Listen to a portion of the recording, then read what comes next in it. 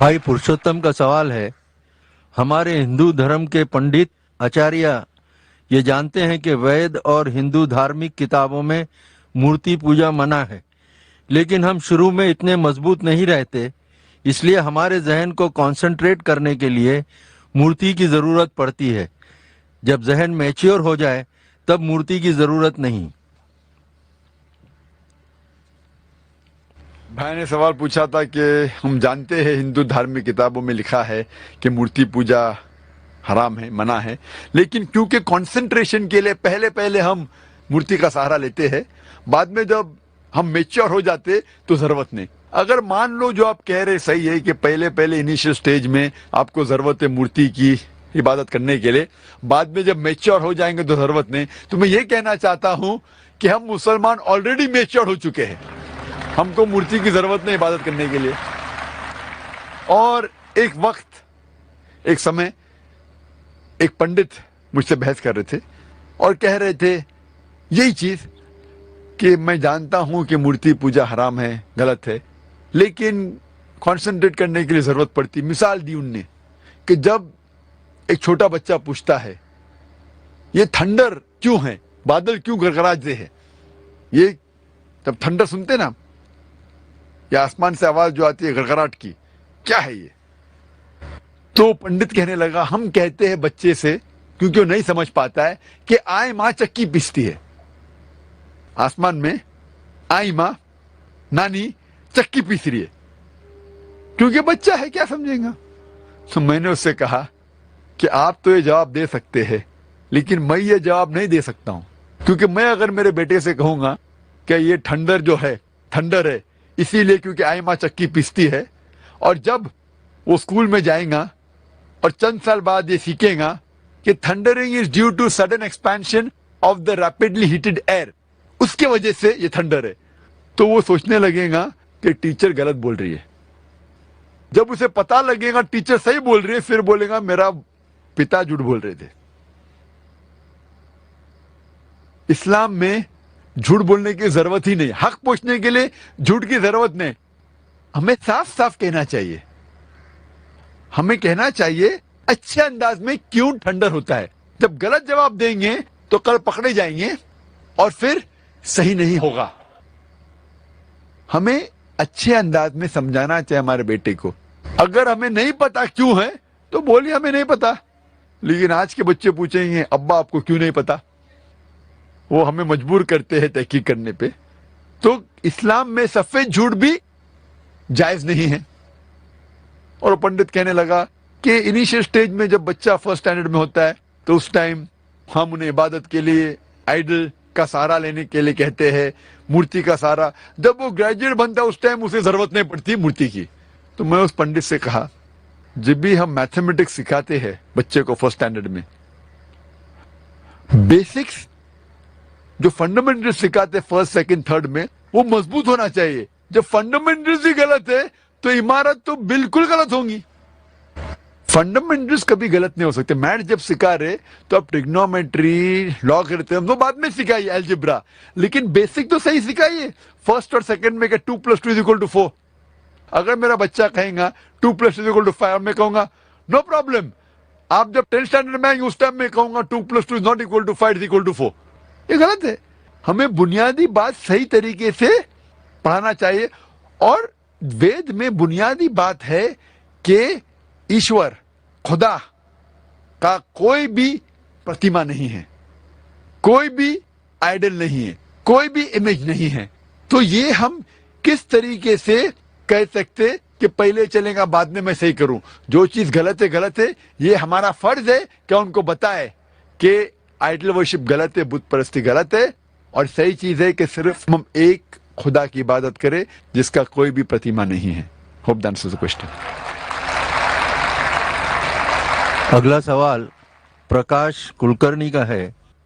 वो पूछते हैं पानी को हम अलग अलग जबानों में पुकारते हैं, जैसे अंग्रेजी में वाटर, हिंदी में पानी, तमिल में तन्नी वगैरह। तो पानी अलग अलग तो नहीं हो जाता, तो फिर गॉड को जीसस बोलो, अल्लाह बोलो या राम बोलो, तो वो अलग अलग कैसे हो जाएगा? वो तो एक ही होगा। सवाल है भाई साहब का कि पानी को मुख्तलिफ नामों से पुकार सकते हैं। पानी कहो हिंदी में, या वाटर कहो इंग्लिश में, या तन्नी तमिल में, वो सेम है, कुछ फर्क पड़ता नहीं। इसी तरीके से भगवान को आप खुदा को गॉड कहो, या जीसस कहो, या अल्लाह कहो, या राम कहो, एक ही है। इस सवाल पे जब गौर किया जाए तो मैं मानता हूं कि मुख्तलिफ ज़बानों में अलग अलग दिगर नाम होते हैं एक वही चीज के लिए। एक चीज के लिए मुख्तलिफ ज़बानों में मुख्तलिफ नाम होते हैं। मिसाल के तौर पे पानी कहते हिंदी में, इंग्लिश में हम कहेंगे वाटर, और गुजराती में कहेंगे जल, तमिल में कहेंगे तनी, अरबिक में कहेंगे मोय। लेकिन शर्त ये कि पानी को ही कह सकते हैं वाटर या तन्नी या मोय। जो पानी नहीं उसको अगर कहेंगे वाटर या जल या तनी तो गलत हो जाएगा। मिसाल के तौर पे एक मेरा दोस्त मुझसे कहता है कि मेरे डॉक्टर ने कहा कि रोज सुबह में 1 गिलास पानी पियो, लेकिन जब मैं पानी पीता हूं, कोशिश करता हूं, तो उल्टी आती है। तो मैंने पूछा क्यों आती है? तो उसने कहा नहीं, वो पानी में बदबू आती है, उस पानी का रंग पीला है। फिर समझ में आता है, हाँ ये पानी ने कुछ और चीज पी रहा है। पानी कह रहा है लेकिन पी रहा है कुछ और, पी रहा है कुछ और, कह रहा है पानी। मैं लफ्ज में कहना चाहता हूं, वो पानी जिसको कह रहा है वो पानी ही नहीं, वो पेशाब है। तो पानी को तनी को वाटर को चलेगा, लेकिन गलत चीज को अगर आप पानी कहेंगे तो वो सही नहीं। लोग कहेंगे ये कैसी मिसाल है, कौन आदमी पेशाब को पानी कह सकता है?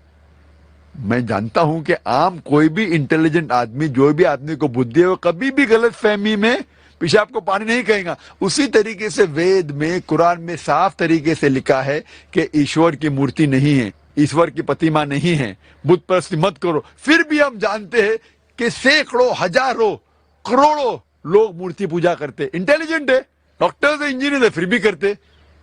अगर हमें कोई चीज मुख्तलिफ नाम से बुलाई जा सकती, मिसाल के तौर पे सोना, हिंदी में हम कहते हैं सोना, अंग्रेजी में कहते हैं गोल्ड, अरबी में कहते हैं ज़हब।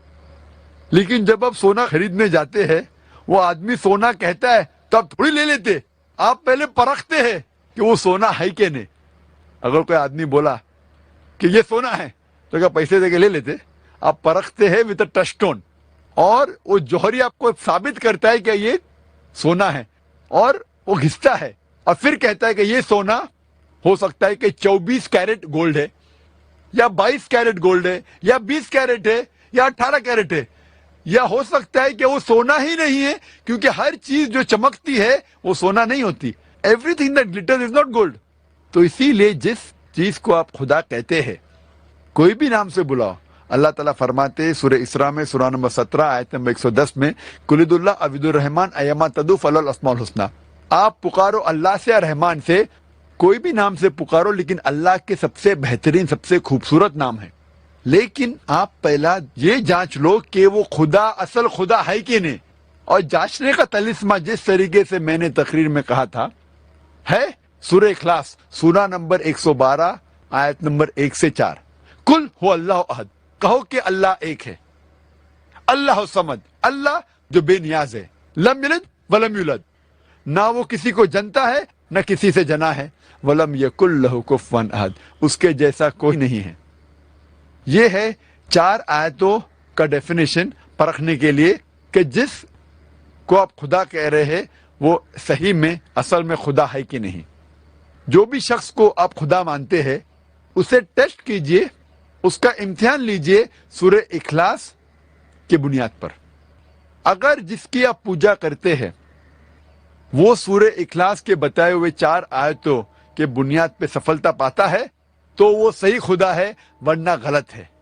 Hope that answers the question.